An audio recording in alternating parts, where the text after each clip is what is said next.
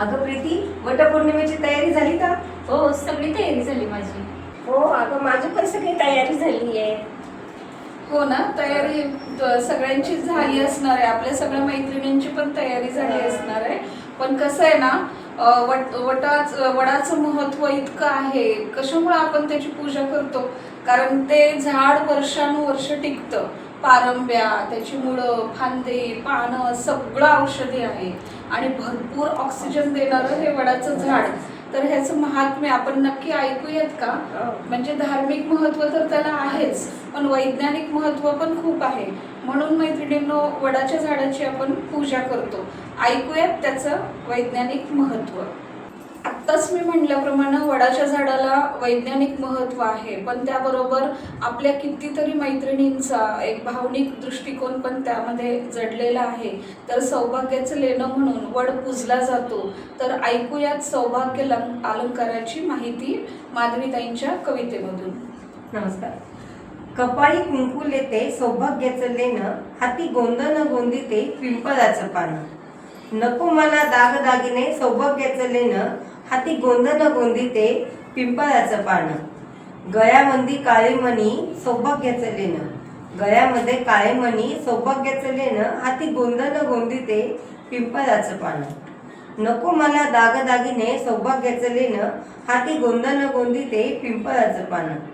हातामध्ये चुडा लेते सौभाग्याचं लेणं, हातामध्ये चुडा लेते सौभाग्याचं लेणं, हाती गोंधन गोंदिते पिंपळाचं पानं. नको मला दागदागिने सौभाग्याचं लेणं, हाती गोंधन गोंदिते पिंपळाचं पानं. वा, खूप छान छान कविता सादर केली. वडाच्या झाडाचं महत्व तृप्तीताई विशद करतील. वडाच्या झाडाला त्रिदेवाचं प्रतीक मानलं जातं. मूळ म्हणजे ब्रह्मा, खोड म्हणजे विष्णू, फांद्या म्हणजे महेश. वड हे झाड 24 तास प्राणवायू सोडतो, म्हणून त्याला जीवनदायिनी वृक्ष मानले जाते. यामुळे याची पूजा करणे अवश्य आहे. आरोग्य आणि समृद्धी मिळते असा विश्वास आहे सगळ्यांना. बरोबर तृप्तीताई, कारण ना हा काळच असा असतो की जूनचा सरता महिना म्हणजे सगळा थंडावा निर्माण करणारं, पावसाळा सुरू होणारं. त्यावेळेला वडामध्ये भरपूर ऑक्सिजन असतं, त्यामुळं त्याच्या सानिध्यात जाणं खूप महत्वाचं आहे. मग स्त्रियांना पूजा म्हटलं की तिच्या भावना त्यामध्ये गुंतल्या जातात ना, म्हणून ती गुंतते. दोऱ्याच्या वेळेत ती त्यामध्ये गुंतली जाते आणि थोडा वेळ तरी वडाच्या सावलीमध्ये ती पाऊस सारखा चालू असतो, त्याच्यामुळे वडाच्या झाडाला जाणं पण महत्वाचं आहे. खूप छान माहिती तुम्ही दिली. प्रीती तर सांगणार आहे वडाचं पूजेला गेल्यानंतर तिला वड काय म्हणतो ते तिच्याकडून ऐकूयात. रचनाकार मी रचना केलेली आहे आणि वड काय म्हणतो हे तिच्याकडून ऐकूयात. वडाच्या पूजेला गेले, 7 फेरे मारून पूजा मी केले. वडाच्या पूजेला गेले, 7 फेरे मारून पूजा मी केले. आतून आवाज आला, सौभाग्य लाभू दे मला. आतून आवाज आला, सौभाग्य लाभू दे मला. फक्त पूजा करून थांबू नको, झाड ही लाव.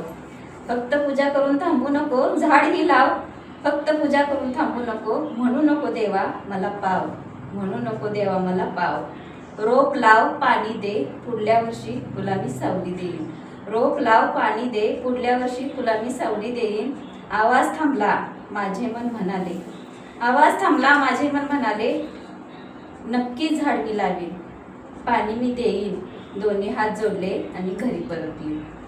आता नक्की झाड लावायचं आणि पुढच्या वर्षी वड नक्की सावली देईल. खरंच मैत्रिणींनो, किती छान. आपण माणसाला पाणी दिलं तर माणूस थँक्यू म्हणून ग्रहण करतो.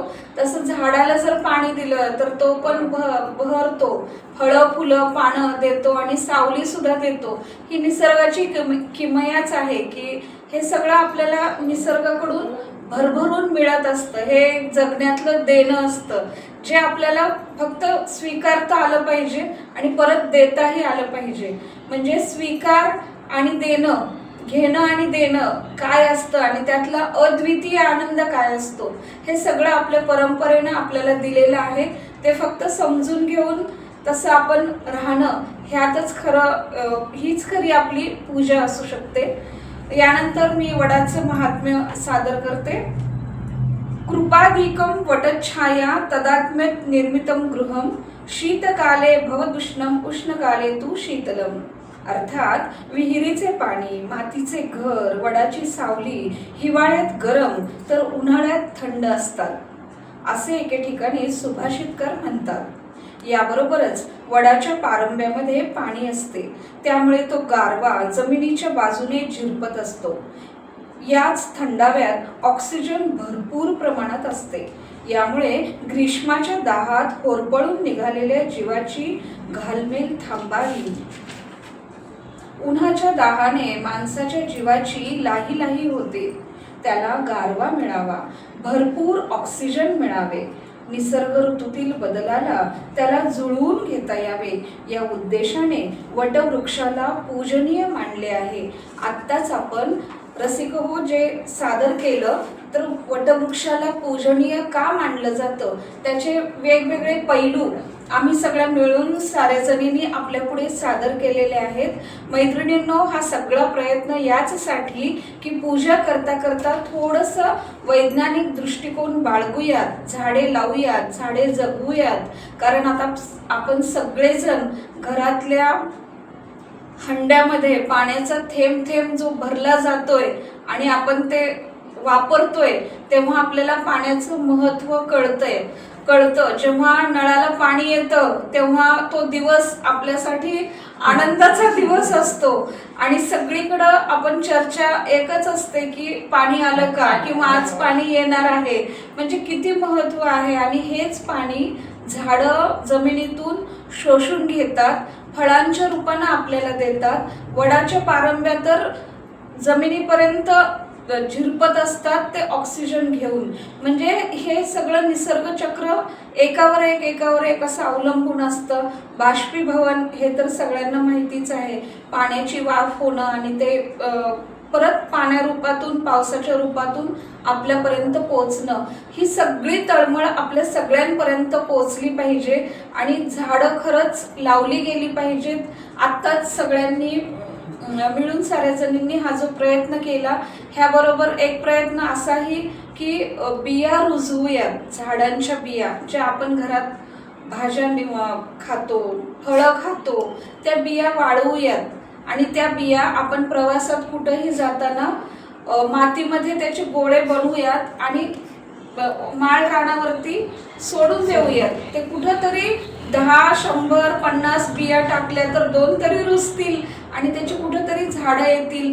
नक्कीच हा प्रयत्न या वटपौर्णिमेच्या निमित्तानं करूयात आणि मिळून साऱ्या जणीच्या वतीनं सगळ्या मैत्रिणींना वटपौर्णिमेच्या खूप खूप शुभेच्छा. आपल्याला सौभाग्य अलंकारांनी आपण जशा समृद्ध आहात तशा या सगळ्या वैज्ञानिक दृष्टिकोनातूनही आपण समृद्ध राहा आणि निसर्गाची देखभाल करणं हा पण आपल्या रोजच्या दिनक्रमातला एक भाग व्हायलाच पाहिजे. ही काळाची गरज आहे.